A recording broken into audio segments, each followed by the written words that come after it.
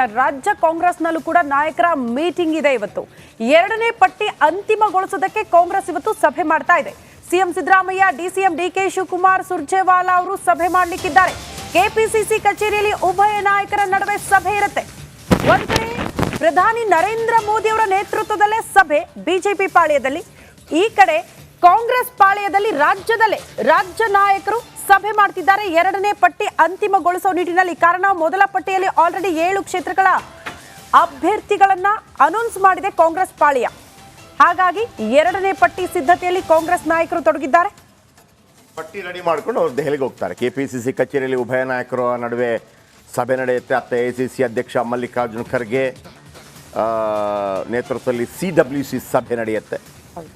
Karnataka, Rajasthan, Chhattisgarh, Madhya Pradesh, okay, ಅದರದ್ದು ಹೆಂಗೆ ಬಂದೇ ಬರುತ್ತೆ. ಆದರೆ 39 ಅಭ್ಯರ್ಥಿಗಳ ಪಟ್ಟಿಯನ್ನು ಪ್ರಕಟ ಮಾಡಿದ್ದಾರೆ. ಅದರಲ್ಲಿ 7 ಮಂದಿ ಕರ್ನಾಟಕದ್ದು.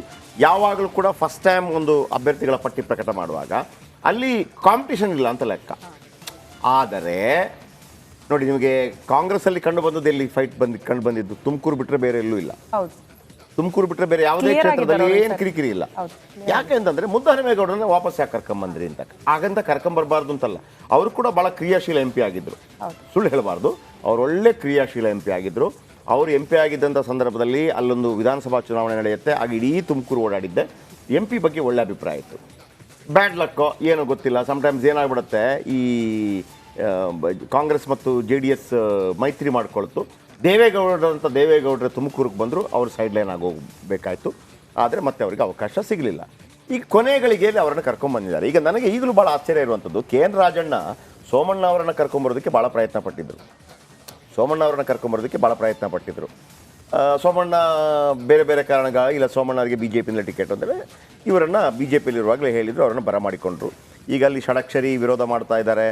ಆಮೇಲೆ ಶಿರಾ TV ಜಯಚಂದ್ರ ಅವರ ಪುತ್ರನಿಗೆ ಸಿಗಬೇಕು ಅಂತೇಳಿ ಅವರು ಒಂದು ರೀತಿಯಲ್ಲಿ ವಿರೋಧ ಮಾಡ್ತಾ ಇದ್ದಾರೆ. ಕುಣಿಗಲ್ನಲ್ಲಿ ರಂಗನಾಥ್ ಒಂದು ರೀತಿಯಲ್ಲಿ ವಿರೋಧ ಮಾಡ್ತಾ ಇದ್ದಾರೆ. ಇದು ಯಾವ ರೀತಿ ಒಳಪೆಟ್ಟು ಕೊಡುತ್ತೆ ಗೊತ್ತಿಲ್ಲ. ಆದರೆ KN ರಾಜಣ್ಣ ಭಾಳ ಸ್ಟ್ರಾಂಗ್ ಇದ್ದಾರೆ ಅಲ್ಲಿ, ಮಧುಗಿರಿ MLA. ನೋಡೋಣ ಏನಾಗುತ್ತೆ ಅಂತೇಳಿ.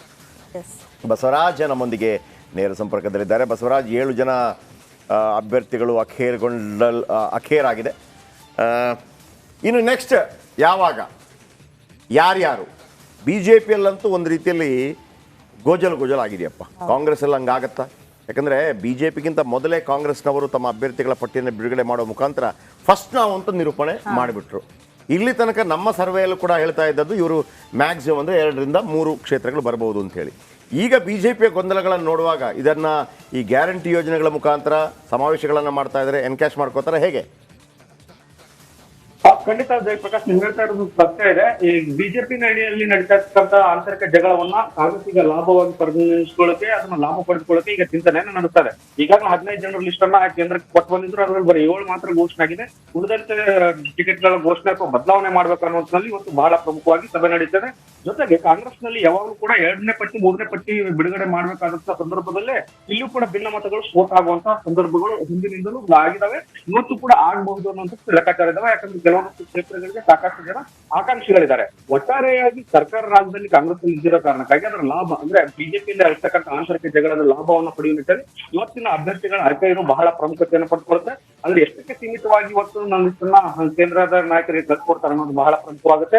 ಒಟ್ಟಾರೆಯಾಗಿ ಬಿಜೆಪಿಯಲ್ಲಿ ಮೊದಲ ಪಟ್ಟಿ, ರಾಜ್ಯದಿಂದ ಮೊದಲ ಪಟ್ಟಿ ಬಿಡುಗಡೆ ಆಗುವವರೆಗೂ 2ನೇ ಪಟ್ಟಿ ಬಿಡುಗಡೆ ಆಗೋಲ್ಲ ಅನ್ನುವಂತ ಮಾತುಗಳು ಕಾಂಗ್ರೆಸ್ ಒಳ್ಳೆದಿಂದಲೇ ಶೇರ್ ಬರ್ತಾರೆ. ಯಾಕಂದ್ರೆ ಅಲ್ಲಿಂದ ಒಂದಷ್ಟು ಜನ ಅಸಮಾಧಾನಗೊಂಡು ಏನಾದ್ರೂ ಕಾಂಗ್ರೆಸ್ ಸೇರ್ಪಡೆ ಆಗ್ತಾರ, ಯಾಕಂದ್ರೆ ಕೆಲವು ಕಡೆ ಇನ್ನೂ ಪ್ರಬಲ ಅಭ್ಯರ್ಥಿಗಳ ಕೊರತೆ ಕಾಂಗ್ರೆಸ್ ಇದ್ದೇ ಇದೆ.